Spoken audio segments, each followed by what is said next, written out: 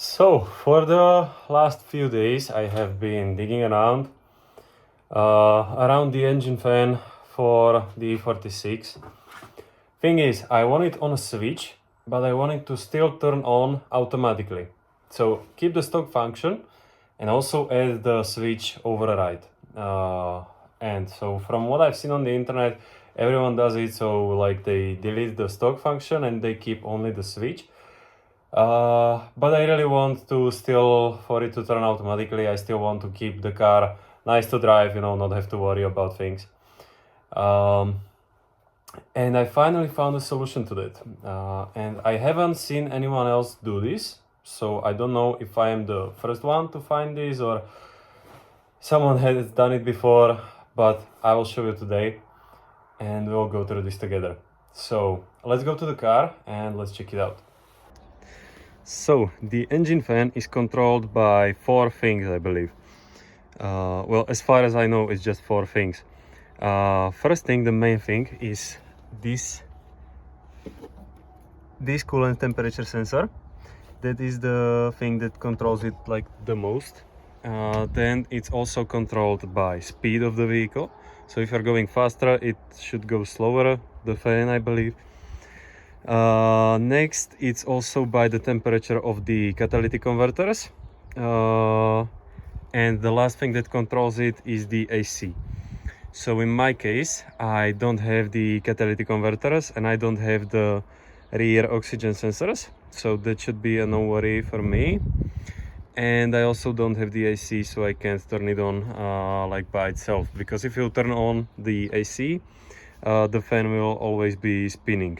I don't know how fast though, I just know that it will be spinning. So in my case, it should be controlled only by this temperature sensor and the speed, the vehicle speed, like how fast you're going.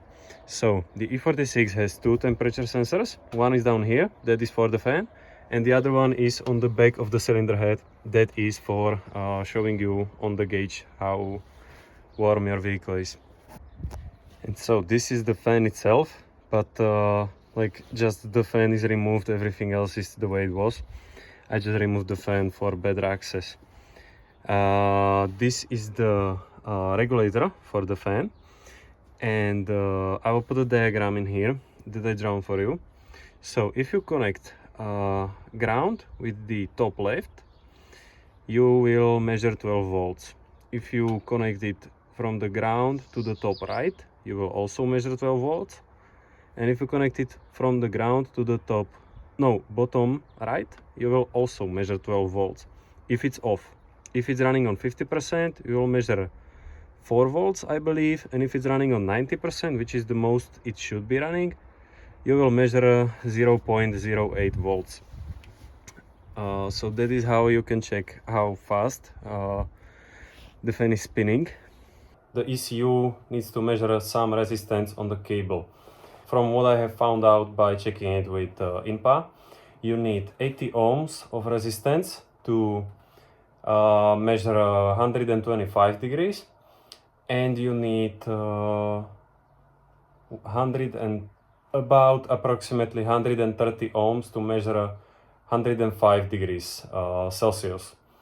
So the fan should be running so if the sensor measures 105 degrees, the fan should be running on 90%, which is the maximum that it can spin.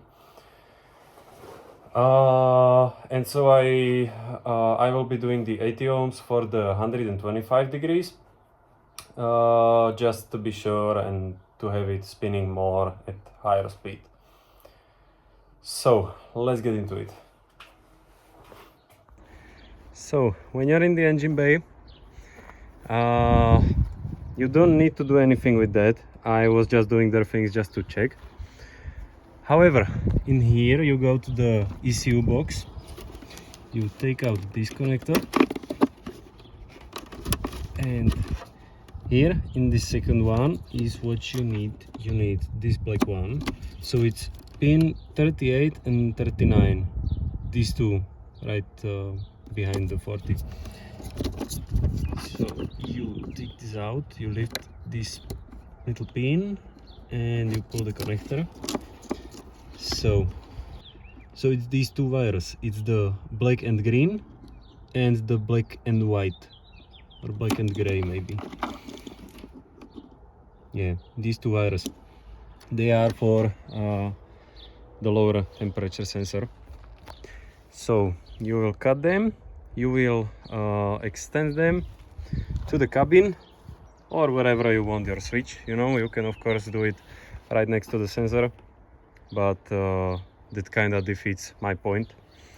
So yeah, cut them, extend them into the cabin, install a switch, and we will just need to wire the switch and we are done basically. It seems pretty simple right now. So here's my wire. I pushed it through there. There is like a hole there.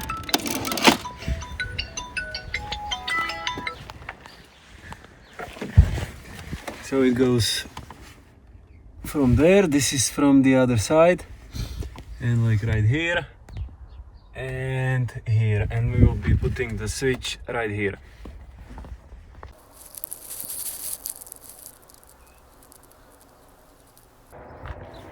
Okay, so I have everything done in here. So what I did is cut these two wires, and so from these two I have two wires going to the inside, and from the inside they are going back in here. So to this side will be the ECU side, you know, and this will be the sensor side. So this is our switch. It has 6 pins, and so what this switch does is it connects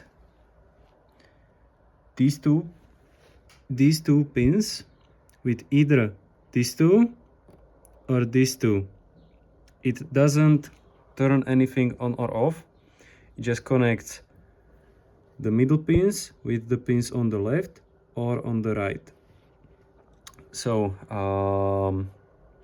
we have to put the cables from the ECU side here to the middle. This will be the green one, this will be the black one, and then from the sensor side, here the black one, here the green one, and the resistance will be here going from the bottom pin to the top one.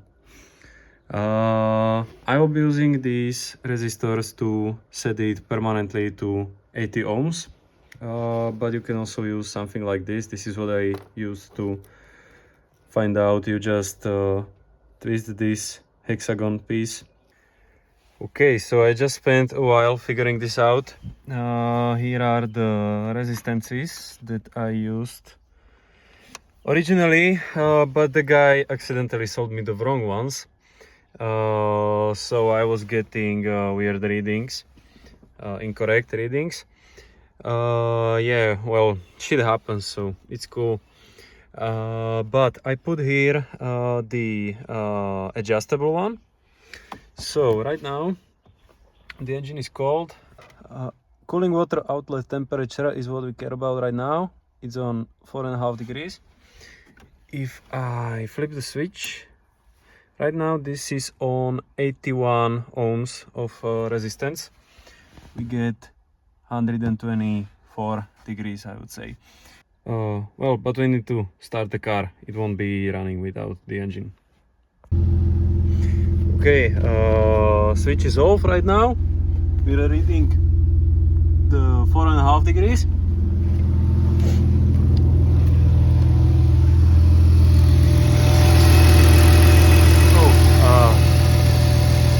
Yeah, well, it's on. You can't hear it. It's off.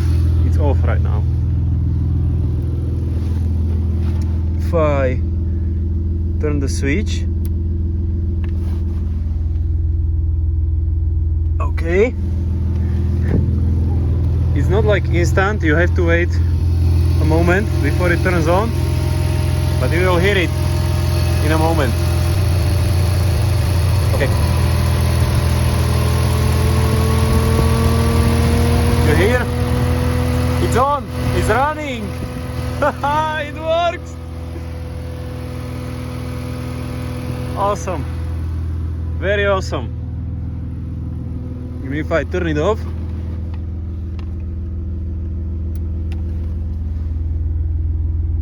I turned it off, it's reading 450, 4.5 degrees,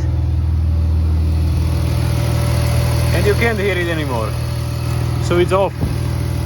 So yeah, very good video, it works. Okay, it's the next day. I already tidied it up in here, and so here you can see the switch. I put like a tiny one, but yeah, no, right now it's off. We are reading 11 degrees. When I turn it on,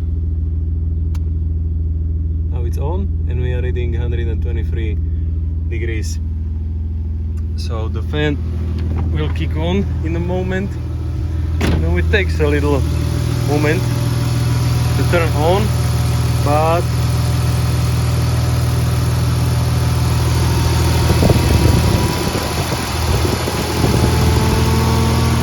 yeah, you can hear it running. Now, if I turn it off,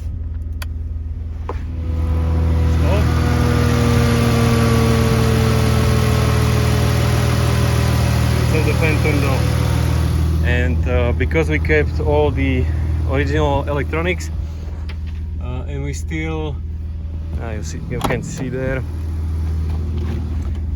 and it still reads the original temperature here, so it will turn on automatically. I tested it already with a spare sensor that I heated up with the heat gun, so it all works the way it used to. You just have a manual override switch. So yeah, this was more like a tutorial for today, because I really didn't find anyone who done it this way. So if this helped you, don't forget to like, and if you have any ideas maybe to make this better, write them in the comments down. You know how it works. So yeah, goodbye.